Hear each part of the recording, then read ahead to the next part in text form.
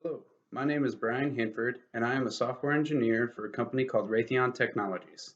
I graduated from Purdue University in the spring of 2018 with a bachelor's in computer science, and I have been living in Indianapolis working for Raytheon ever since.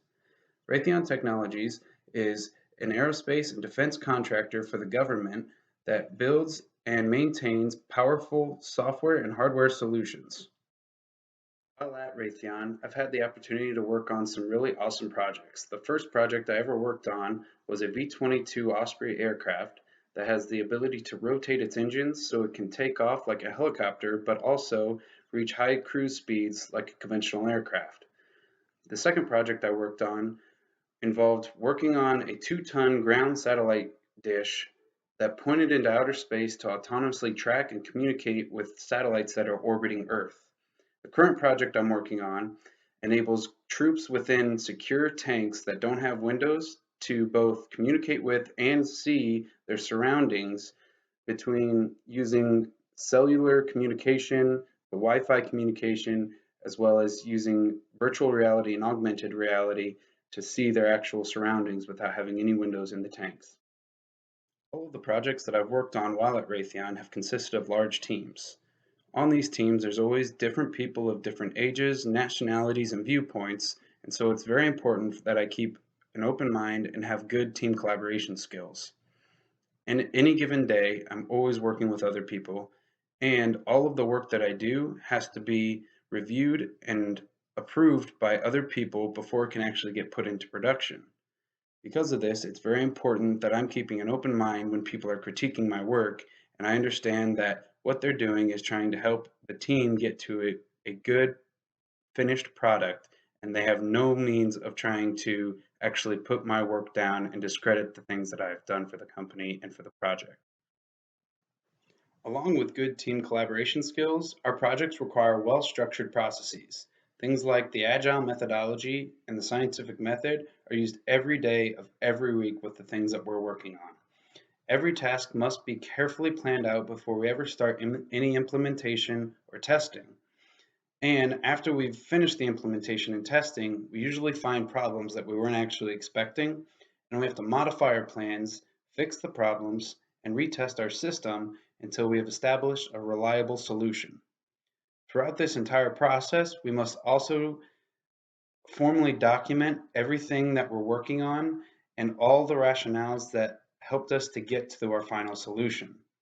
Because of this, we're constantly using tools like Microsoft Word and Excel to help us create this documentation and the requirements that have been formed in order to come to this final powerful solution. Therefore, having this experience in high school and college with things like Microsoft Word and Excel has been crucial for me when I'm working in the workforce as a software engineer.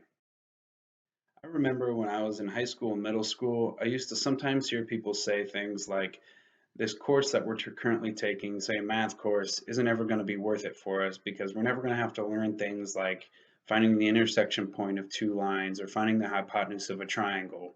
Back then, I was never sure if I was actually going to need it or not, but today I can confidently say that they were wrong and I have to use these kinds of things constantly throughout my job at Raytheon. As an example, for the V-22 Osprey aircraft project, we had to do what was called flight mission planning.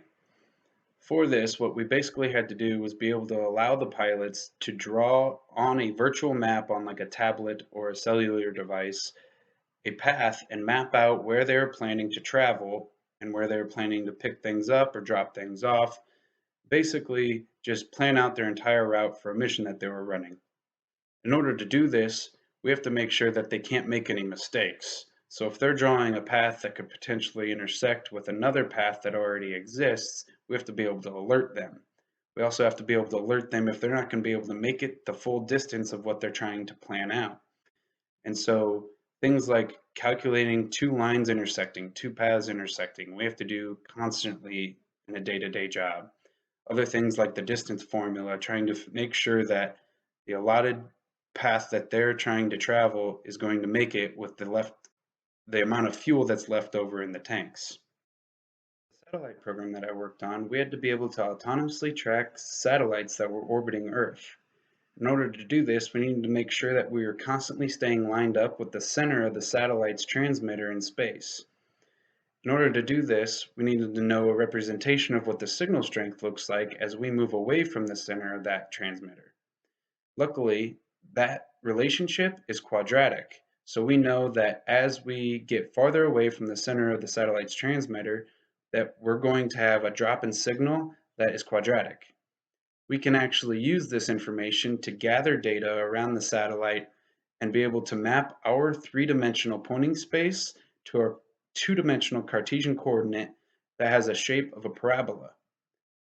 Then we can actually take this data and simply find the peak of the parabola, and we know that that's the position that we want to continue moving toward in order to keep us pointing on the satellite and get a strong signal strength.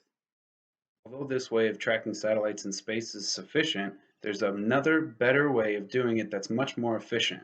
This math for this is much more complicated because instead of just mapping our three-dimensional pointing angle to a two-dimensional Cartesian coordinate and finding the peak of a parabola, we're actually having to keep everything in three-dimensional space, and we actually have to use math that I didn't learn until I got to Purdue using calculus and matrix calculations to find the peak within a three-dimensional space. And it actually involves an ellipsoid instead of a parabola, and so you have a lot more parameters involved that are able to perfectly predict the actual position that the transmitter is at, and we're able to track the satellite much better using these much more advanced calculations. In high school, math and science courses always came a lot easier to me than other subjects. This of course made it so I enjoyed these a little bit more, but still the homework and the tests were just tedious work to me a lot of times because I was only really doing them so that I could get a good grade and make sure that I was able to get into a good school in the future. When I got to Purdue, I finally got to start applying these skills that I had been learning my whole life toward actual real innovative solutions for things that were real problems that Purdue was having me do a part of the curriculum. Additionally, like a lot of schools, Purdue had a lot of events, clubs, teams, all sorts of different extracurricular things that you could join and be a part of. And I tried several of them and eventually found myself in a robotics team that worked to create remote control and autonomous robots. The things that these robots would do were actually competitive tasks against other teams and universities around the world. And basically, we were trying to complete certain tasks to score more points on these competitive events in a certain playing field, and basically try to see who was going to be the world champion with our robots. And sometimes there was one robot, sometimes two, sometimes there was an assortment of robots, and it was always a lot of fun and a lot of teamwork going involved.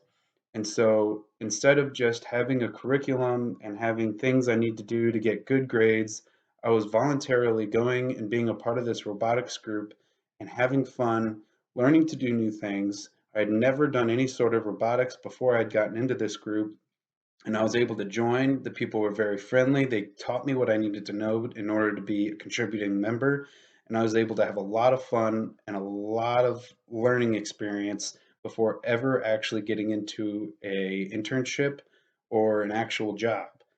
This actually helped me out a lot because the second project I worked on was actually a robotics program at Raytheon, and so I went into this having far more experience from the robotics team at Purdue than any of the other people that were also joining the team at the same time. And I actually started ahead and ended up getting to be a subject matter expert for that team. Today, as a software engineer at Raytheon, I willingly put forth 50 to 60 hours a week towards the project that I'm on, and I don't ever work a single minute of a single day. I owe this to the fact that I was able to have fun in my education at Purdue and the projects that I was able to work on there, and I now find both fun and pride in everything I do for my job today.